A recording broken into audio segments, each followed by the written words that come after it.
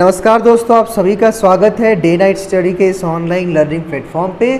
दोस्तों, current affair की series को हम कंटिन्यू करते हुए आज हमारा जो ये लेक्चर है वो सेकेंड वीक ऑफ अप्रैल यानी कि अप्रैल के द्वितीय सप्ताह का ये करंट अफेयर है और हमने बहुत ही बेहतरीन कंटेंट आपके लिए इकट्ठा किया है और वहीं हम आपको आज पढ़ाएंगे। आपको जैसे आपने पहले सारे लेक्चर्स को ध्यान से देखा था, एज इट इज़ आपको वैसे ही इसको भी देखना है, पढ़ना है, उसका नोट्स बनाना है और यकीन मानिए आपके एंट्रेंस एग्ज़ाम में यही सारे प्रश्न आने वाले हैं। तो आपको ध्यान से चीज़ों को देखना है और जैसा कि आपको मालूम हो, अगर आप में से कोई छात्र पहला वीडियो देख रहे हैं तो मैं उनको सूचित कर देना चाहता हूँ कि ये कोई पहला वीडियो नहीं है। हम जनवरी से लेकर के जून तक का करंट अफेयर कवर करने वाले हैं, जिसमें हमने जनवरी, फरवरी, मार्च जो है कि 3 महीने का करंट अफेयर हमने कवर कर दिया है। चौथे महीने का हम पढ़ा रहे हैं और छठे महीने यानी कि पूरे जून तक का हम करंट अफेयर आपको पढ़ाएंगे और यकीन मानिए ये करंट अफेयर आपके एग्जाम में आने वाले हैं। तो आपको ध्यान से वीडियो को देखना है, अपने दोस्तों को शेयर करना है, इसका नोट्स बनाइए, इसका पीडीएफ ले जाइए, आपको टेलीग्राम ग्रुप से इसका पीडीएफ मिल जाएगा। तो चलिए ज़्यादा हम टाइम नहीं लेंगे, आइए हम शुरू करते हैं। पहला क्वेश्चन आपसे पूछ रहा है कि FedEx founder step down CEO after 15 years, who will take over his position. यानी कि फेडेक्स के संस्थापक ने 50 वर्षों के बाद सीईओ का पद छोड़ दिया है, उनकी जगह कौन लेगा? तो ये कौन लेंगे? राज सुब्रमण्यम लेंगे। राज सुब्रमण्यम को जो है कि फेडेक्स कंपनी का नया सीईओ बनाया गया है। फेडेक्स कंपनी क्या है आपको जानना भी चाहिए, आपके मन में एक सवाल भी होगा, तो मैं आपको बता देना चाहता हूँ कि ये एक पैकेजिंग कंपनी है। यानी कि ये एक फेडेक्स कंपनी जो है ये एक पैकेजिंग कंपनी है, मतलब कि मल्टीनेशनल ट्रांसपोर्ट पैकेजिंग कंपनी कौन है? फेडेक्स है, ठीक है। और फेडेक्स के संस्थापक नए सीईओ कौन बनाए गए हैं? राज सुब्रमण्यम, ठीक है। तो आप यहाँ से जानकारी ले लीजिए कि फेडेक्स कंपनी के नए सीईओ बनाए गए हैं राज सुब्रमण्यम। और फेडेक्स क्या है? फेडेक्स जो है ये एक आपकी मल्टीनेशनल ट्रांसपोर्ट पैकेजिंग कंपनी है। चलिए अगला क्वेश्चन जो सेकंड है, कह रहा है कि who has been appointed as the forest research institute FRI director. वन अनुसंधान संस्थान FRI के निर्देशक के रूप में किसे नियुक्त किया गया है? तो इसका राइट आंसर आपका रेणु सिंह होगा। अगर आपको पता है तो आप राइट आंसर कमेंट बॉक्स में बताते रहिए। बी ऑप्शन सही होगा, रेणु सिंह। अब बी का मतलब क्या है?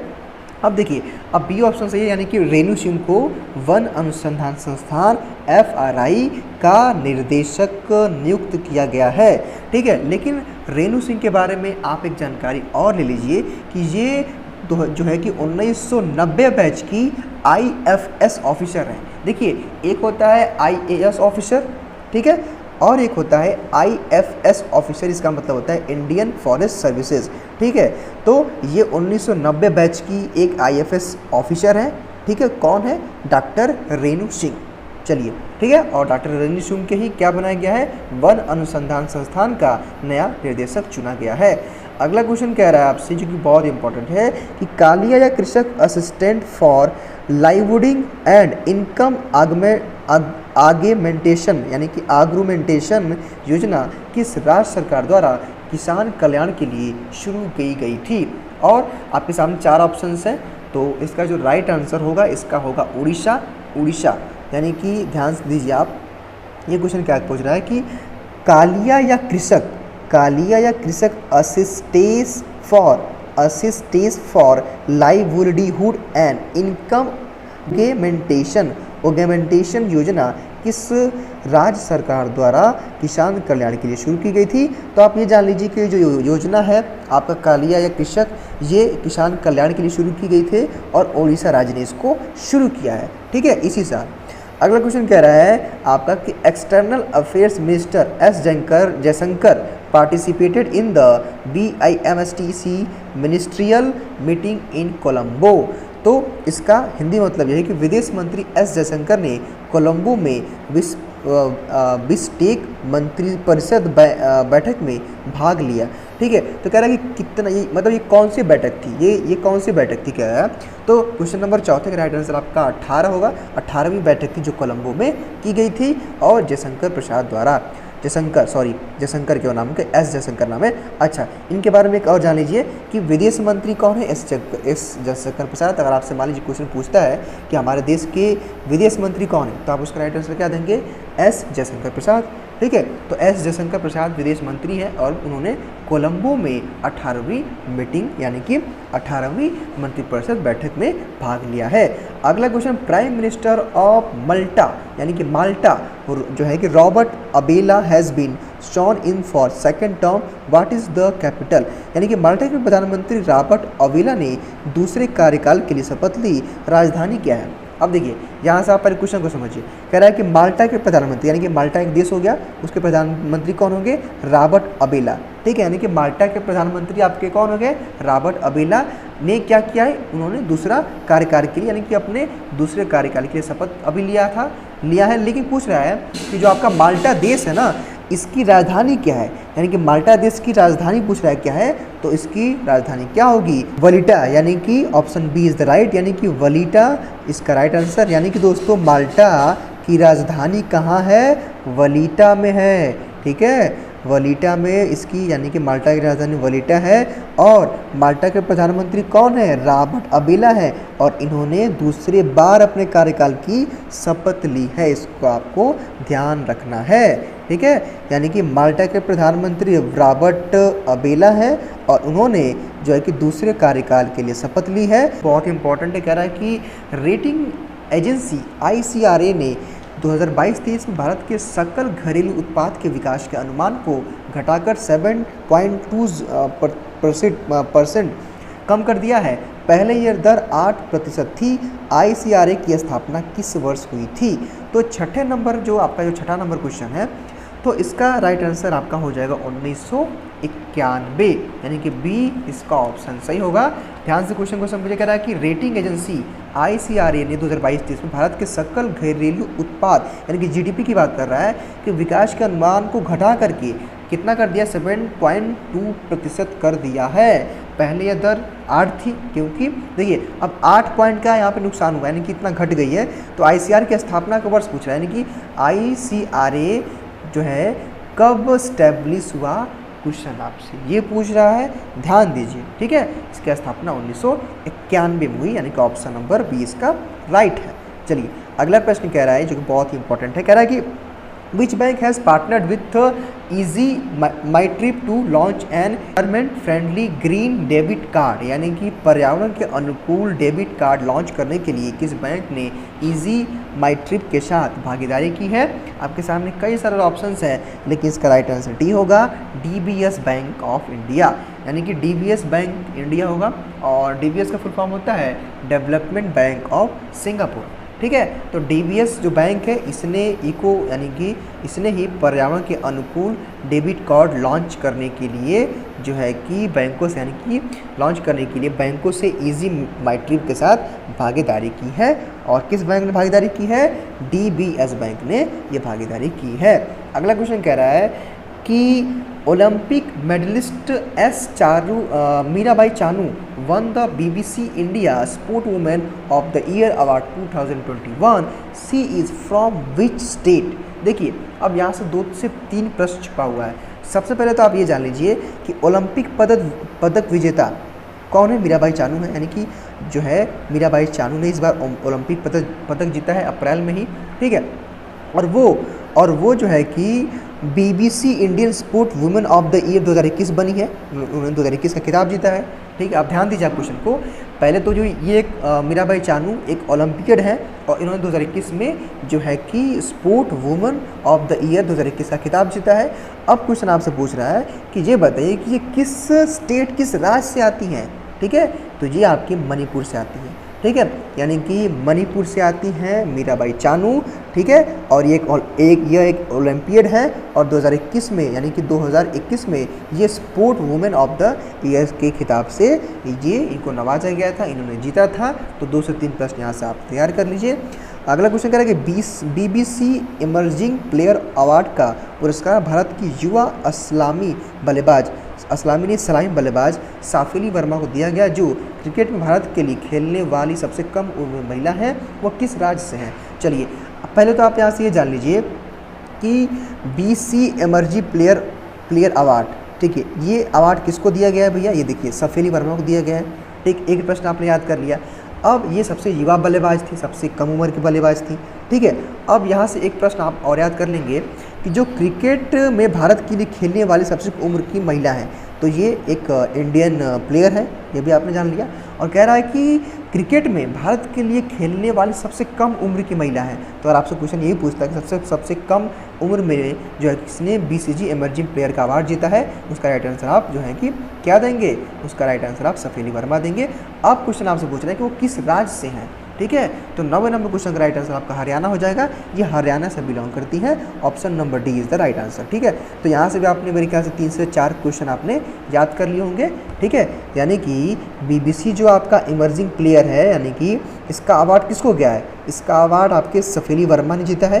ये एक इंडियन प्लेयर है, यंगेस्ट प्लेयर है, फीमेल है, ठीक है। और जो है कि इन्होंने सबसे कम उम्र में इन्होंने क्रिकेट खेला है, ठीक है। और ये हरियाणा राज्य से बिलोंग करती हैं।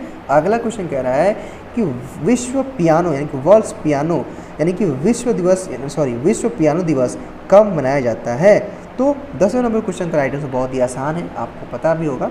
इसका राइट आंसर डी होगा, 29 मार्च होगा।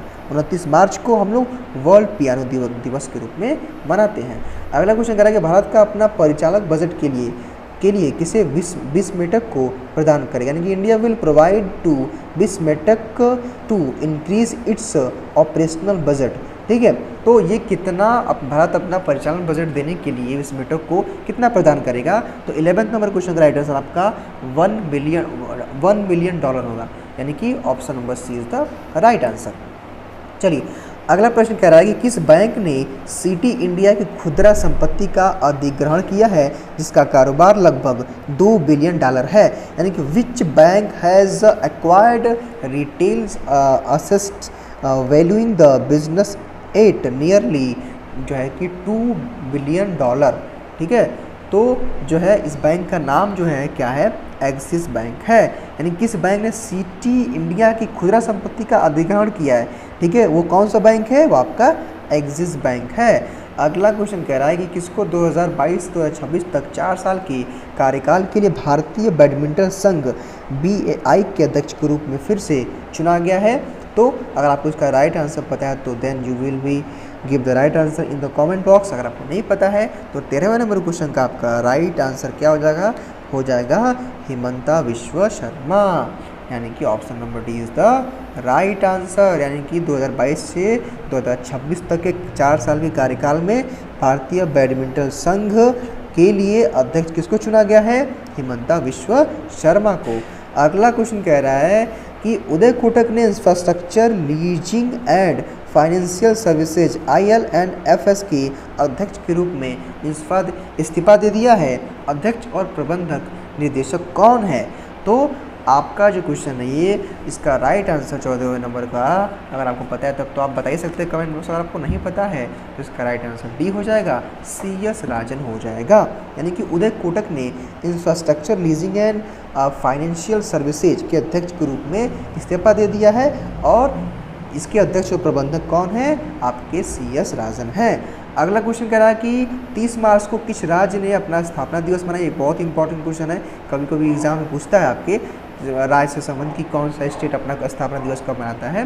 तो 30 मार्च को किसने अपना स्थापना दिवस मनाया और उसका जो है कि कौन सा स्थापना दिवस था, ठीक है। तो इसका राइट आंसर आपका जो है राजस्थान हो जाएगा, राजस्थान ने मनाया है और राजस्थान ने अपना 72वां फाउंडेशन डे मनाया है। अब देखिए अब जो है एग्जामिनर आपसे घुमा फिरा क्वेश्चन ऐसे भी पूछ सकता है और पूछ देगा आपसे कि जो है कि राजस्थान ने हाल ही में 30 मार्च को अपना स्थापना दिवस मनाया है। आप ये बताइए कि उसने अपना कौन सा स्थापना दिवस मनाया है। तो आप उसका राइट आंसर क्या देंगे, 72, यानी कि 72 फाउंडेशन डे किसने सेलिब्रेट किया है, राजस्थान ने किया है। देखिए दोस्तों क्वेश्चन पूछने का जो एक तरीका होता है एग्जामिनर का, देखिए अगर आपका कॉन्सेप्ट क्लियर है, जैसे आप ही देखिए कि इसमें आपके 2 प्रश्न तैयार हो गए। पहला प्रश्न आपने ये तैयार कर लिया कि 30 मार्च को फाउंडेशन डे और राजस्थान मनाता है, ठीक। और आपने दूसरा प्रश्न क्या याद कर लिया कि उसने 72वां फाउंडेशन डे अपना सेलिब्रेट किया। तो 2 से 3 प्रश्न आपने याद कर लिया ना। तो कॉन्सेप्ट अगर आप इसको समझेंगे तो आंसर चाहे क्वेश्चन कैसे भी घुमा के फिर आगे पूछेगा आप उसका राइट आंसर दे लोगे, ठीक है। तो 72वां फाउंडेशन डे 2022 में 30 मार्च को किसने मनाया है, जो है कि राजस्थान ने मनाया है, ठीक है। तो राजस्थान इसका राइट आंसर हो जाएगा। चलिए अगला क्वेश्चन जो कि बहुत इंपॉर्टेंट है, कह रहा है कि under the Adarsh station scheme for 125 railway station have been identified for the development out of which stations have been develop so far, यानी कि आदर्श शताब्दी योजना के तहत अब तक विकास के लिए 1253 रेलवे स्टेशन की पहचान की गई है। इनमें से अब तक स्टेशनों का विकास किया जा चुका है। तो इसमें से कितने स्टेशन का विकास किया जा चुका है? जो है 1213, यानी कि ऑप्शन नंबर आपका बी इसका सही होगा। 1213 स्टेशन का जो कि विकास पे। अच्छा, यहाँ पे एक योजना की शुरुआत क्या है, यानी कि योजना का नाम क्या है? योजना का नाम है आदर्श शताब्दी योजना, ठीक है। और इसमें 1253 रेलवे की पहचान की गई थी और इसमें अब तक जो है कि 1213 स्टेशन जो है कि स्वच्छ और विकसित पाए गए हैं। अगला क्वेश्चन कह रहा है किस राज्य सरकार ने कैदियों के लिए व्यक्तिगत ऋण देने की घोषणा शुरू की है? तो ये महाराष्ट्र ने शुरू किया। ये भी काफ़ी चीज़ें न्यूज़ में आई थी, अगर आप न्यूज़ देखते होंगे तो आपको पता होगा। यानी कि महाराष्ट्र राज्य ने जो है कि महाराष्ट्र गवर्नमेंट ने अपने कैदियों को व्यक्तिगत ऋण यानी कि उनको पर्सनल लोन देने के लिए जो है कि एक योजना शुरू की है। अगला क्वेश्चन कह रहा है कि Orissa the land of Lord Jagannath celebrated it's foundation day of 1 अप्रैल 2022, यानी कि भगवान जगन्नाथ की भूमिका उड़ीसा ने 1 अप्रैल को अपना कौन सा दिवस मनाया है? तो पहले तो आप ये जान लीजिए भाई कि 1 अप्रैल को जो है उड़ीसा अपना स्थापना दिवस मनाता है। और कह रहा है कि कौन सा स्थापना दिवस था? तो ये 87वां था, यानी कि डी ऑप्शन इसका राइट होगा। यानी कि 87वां स्थापना दिवस कौन मनाया है? उड़ीसा ने कब मनाया है? 1 अप्रैल 2022 को। अगला क्वेश्चन कह रहा है कि सिक्किम के पूर्व मुख्यमंत्री बीबी गुरुगन का हाल ही में निधन हो गया और सिक्किम के जो है कौन से मुख्यमंत्री थे? यानी कि कौथे मुख्यमंत्री थे? तो सिक्किम के पूर्व मुख्यमंत्री कौन है आप जान लीजिए, बीबी गुरुगन है, यानी कि सिक्किम के, और उनका हाल ही में निधन हुआ है। और कह रहा है कि वो कितने मतलब कौन से मुख्यमंत्री थे? यानी कि होता है ना कि 1 3rd होता है, 4th होता है, तो इसका राइट आंसर आपका 2nd होगा, यानी कि वो दूसरे मुख्यमंत्री थे, ठीक है। चलिए लास्ट नंबर क्वेश्चन कह रहा है कौन भारतीय भुगतान परिषद PCI के अध्यक्ष के रूप में फिर से चुने गए हैं? तो एक क्वेश्चन का राइट आंसर तो आपको बताना पड़ेगा, आप इसका राइट आंसर बता दीजिएगा। A या C सही होगा, बाकी ये दोनों ऑप्शन गलत है। तो आप इसका राइट आंसर आपको कमेंट बॉक्स में ज़रूर बताइएगा। आई होप दोस्तों कि आज का ये वीडियो लेक्चर आपको पसंद आया होगा। ऐसे ही आप डेली क्लास करिए और यकीन मानिए करंट की चीज़ें आपकी वैसे भी प्रिपेयर होंगी। अगर आप CUET की प्रिपरेशन कर रहे हैं या फिर किसी भी कॉम्पिटिटिव एग्ज़ाम की भी आप प्रिपरेशन कर रहे हैं या फिर आप UP कॉलेज विद्यापीठ की भी प्रिपरेशन कर रहे हैं, तो ये सीरीज़ आपके लिए इंपॉर्टेंट है। सो आज के इस लेक्चर में जो है कि केवल इतना ही। Thank you so much.